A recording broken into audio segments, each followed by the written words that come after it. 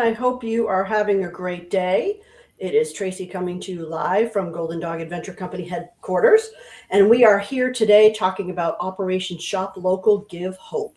And if you are unsure what that initiative is, I will be talking more about that. But first off, I want to welcome Leah and Jamie here today. They are from the Animal Rescue League of New Hampshire. I'm really excited to have you guys here. Thanks for joining me. Yeah, thank you so much Thank for you having us, Tracy. Love it, love it. And I know we're going to learn lots about your great organization and about some of your needs this year as it relates to your pet food pantry and volunteering.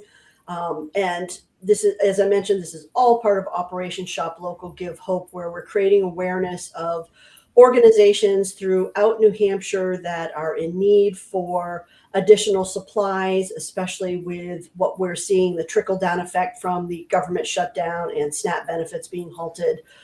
There has been a trickle down effect, and it has affected our rescue shelters as well. And so you met a couple other organizations earlier in the month, and we have more to share with you as well. But today, I want to learn all about you guys. So maybe if we could start out a little bit with your services for the general public, and then let's get into what kind of needs you have this year.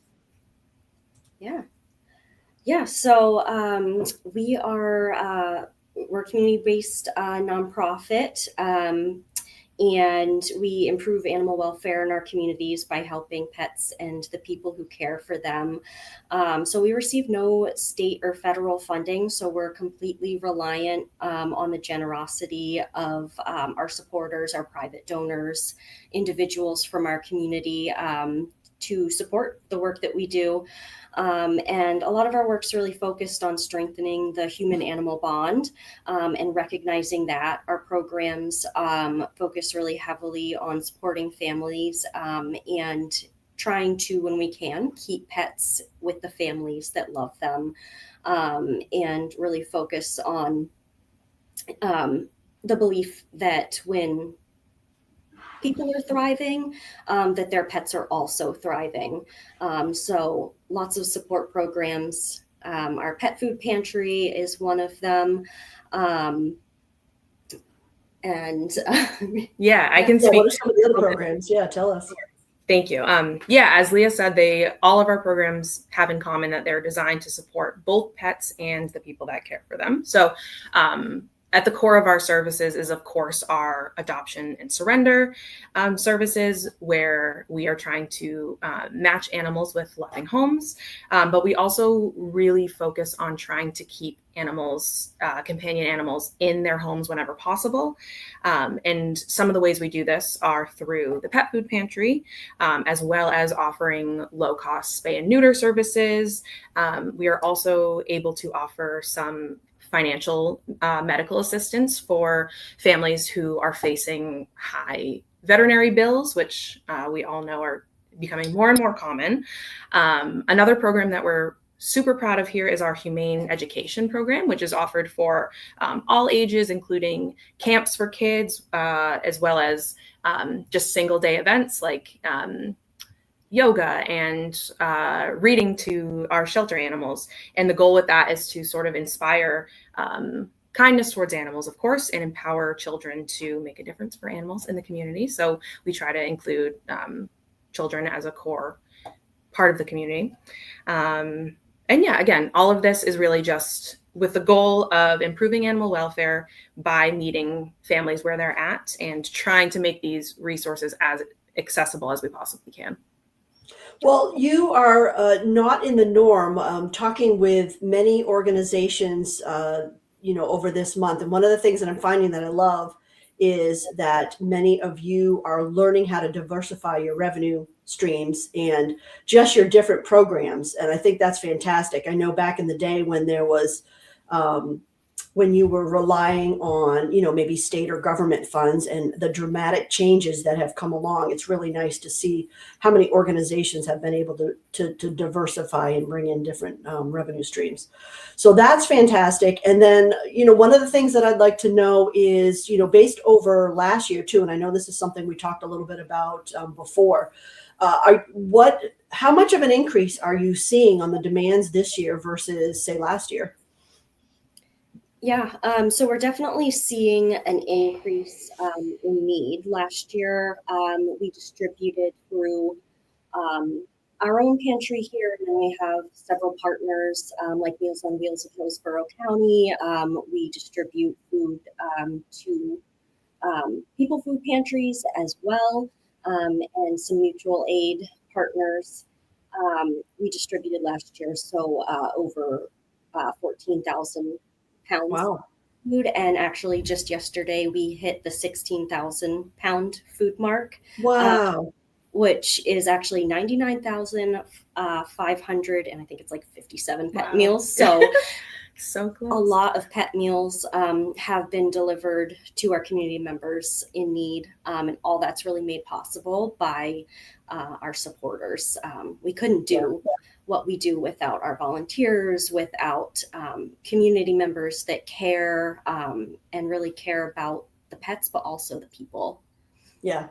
Yeah, and I love the focus on pets and people because a lot of times people think, "Oh, pets, pets, pets. We'll just, take care of them and that'll be it." But more and more there's a focus on the people who love them as well. And that's so important because and I don't remember if it was you I was talking about with it may have been, but we're seeing trends with people who treat their pets as family but tending to spend more money on them for healthcare or making sure they get the proper nutrition and not necessarily their self. And I mean, that just kills me. So I love the focus and I'm hearing this from all the organizations that we're talking to, that the focus is on pets and people. So, so important. And I have to just say that I love what you're doing here with Meals and Wheels and some of these other pet food pantry programs. So how does that work? Like you get in more than you can handle and you're just parceling it out to these different places just to kind of share the wealth? Yeah. So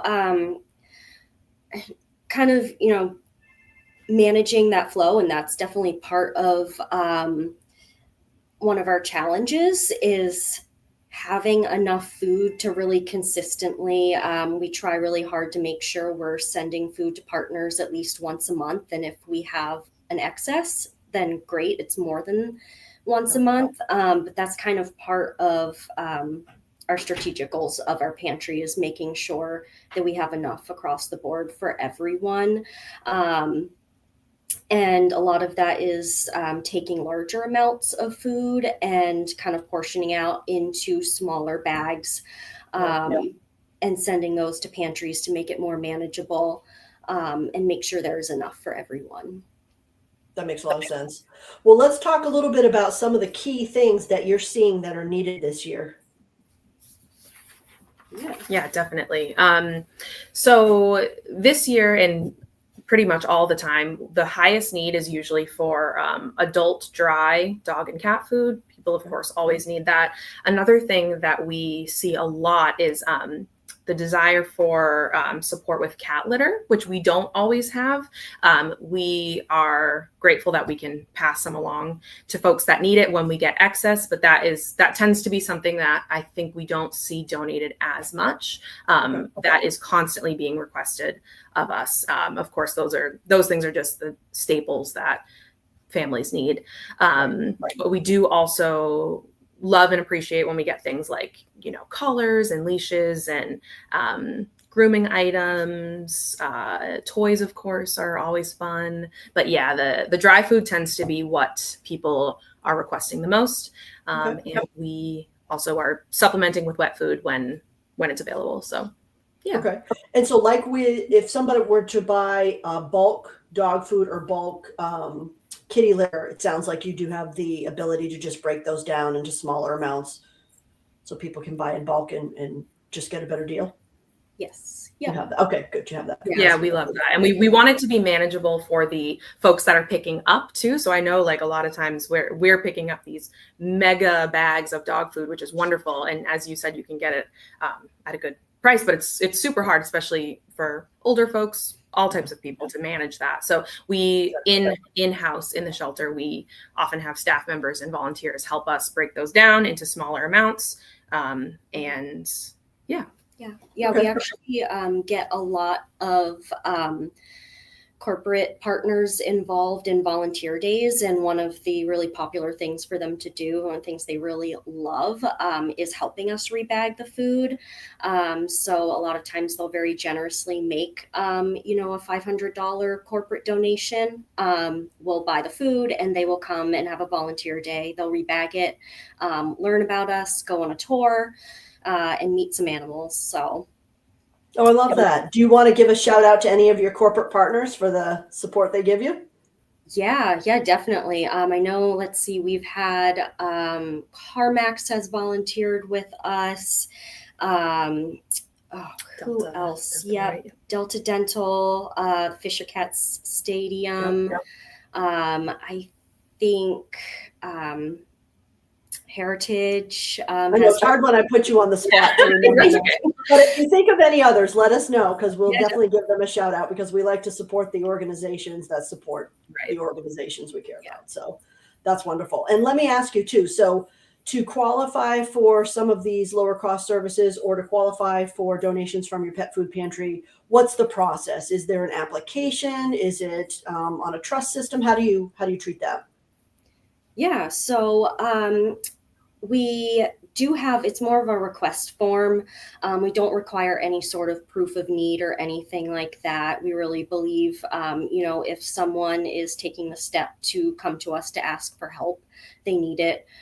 So we don't, do income verification or anything like that, especially because there just are so many different situations and reasons why people could be struggling.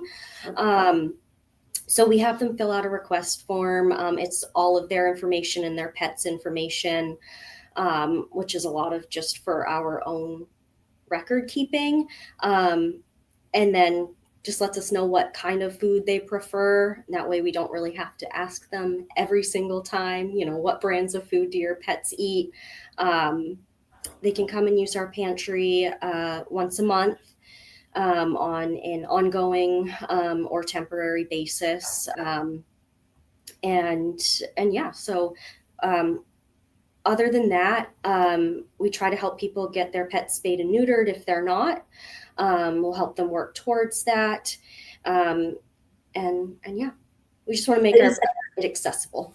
And is this just from the Bedford area, or what other areas do you service? We primarily focus on, it's about 20 surrounding towns in the Bedford area. A lot of Manchester, Milford, but our services are available to everybody in the state. So. Oh, really? Okay, wow. That's amazing. Yeah, a lot of times we will try to connect people with the resources that are closest to them. So like if they're closer to another shelter, we'll say, hey, here's the shelter. They do also have a pet food pantry program to make it a little bit easier for them to get there. That makes sense. Okay, I love that. Well, and if you're just joining us, we are talking today about Operation Shop Local Give Hope, which is an initiative between Golden Dog Adventure Company and many of our Golden Dog partners, as well as a number of local charities in the state of New Hampshire. And the thought process is that we want to encourage you to shop with our partners who already support charities year round. And then we want you to be aware and alerted about what is going on with these organizations and the increased needs that they're experiencing, so that you can help kind of refocus your spending dollars this holiday season where it's really needed. So you'll find a number of great partners on there, like Friendly Pets, pet stores, as well as Pet Supplies Plus in Somersworth, who are also supporting this effort. Buy your food there. If you're a Golden Dog member, you do get a discount.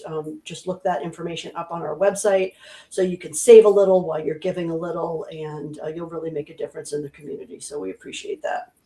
So now I know that you guys have additional needs over and above your pet food pantry. Are you looking for any kind of volunteers this time of year, or anything else that people can help with?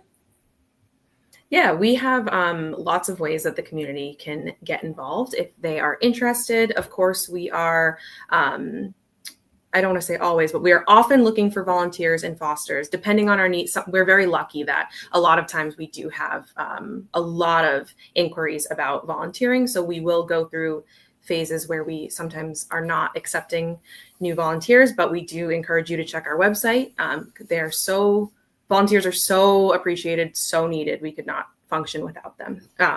So thank you to everybody who always inquires about that. And if you are looking for something, I suppose, a little more casual, you can always get involved by helping us spread the word about the programs that we're doing, participating in fundraising events. We have a few big ones throughout the year. Right now we are doing a Christmas tree and wreath sale, but we recently had pet photos with Santa over this past weekend. So we do have fun things that go on throughout the different seasons. And of course, if you are willing and able to organize a community drive, that would be wonderful. We have both, young people, children, schools, lots of small organizations that will reach out and want to help us and gather some items for us, which is lovely. So we appreciate any and all of those ways that community members can be in touch with us. Perfect. That's a lot of great ways to help. And if none of this works for you and you're unable to make a donation, at the very least, please go to their website, follow them on Facebook, share the information, because maybe someone in your friends list would be able to help out when it's needed. So, and that doesn't cost anything. So we would definitely appreciate that as well. So you can go to rescueleague.org for more information. You'll find information there on the food pantry as well as on our website at goldendognh.com, where we have a list of the top items they're looking for this season. You'll also learn about the other charities we're supporting and the Golden Dog partners as well. So this has been really informational. I'm really appreciative of your time today, taking time out to talk with our audience. You guys do amazing work. I'm grateful for everything you both do and your organization. And before we part ways, is there anything else you'd like our audience to know, either about your organization or about your needs for the season? Yeah, no, I think, we just really want to thank them for, joining us. Thank you for having us. Every little bit helps, every little effort to either spread the word, donations, whatever it may be, is huge. Our community members' support, it helps pets stay happy, healthy in their loving homes, and really strengthens that bond between the people and their animals. And we often say that we're here for the community because you're here for us.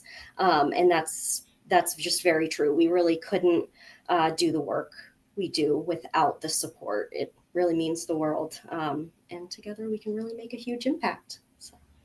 Well, and I think one of the things I want to say too, because I know that this is important to you guys, is if you're down on your luck this season and this isn't something you've experienced before, it's just, a fact of what's happening. There is no need to feel ashamed. This is a very supportive environment. You can reach out to these wonderful people as well as the other organizations we've highlighted. They're there to help you. They're not there to judge you. It is a supportive environment. So if you need that help versus, like you mentioned, rehoming your pet, I mean, the Animal Rescue League of New Hampshire is very invested in keeping pets in your home. This is really, really important. So please reach out and get the help you needed so that you can stay with your family members. Very important. I've really, really appreciated you guys. Thank you so much for taking time. Thank you everyone for watching, and I hope you have a wonderful holiday. Take care, everyone. Thank you.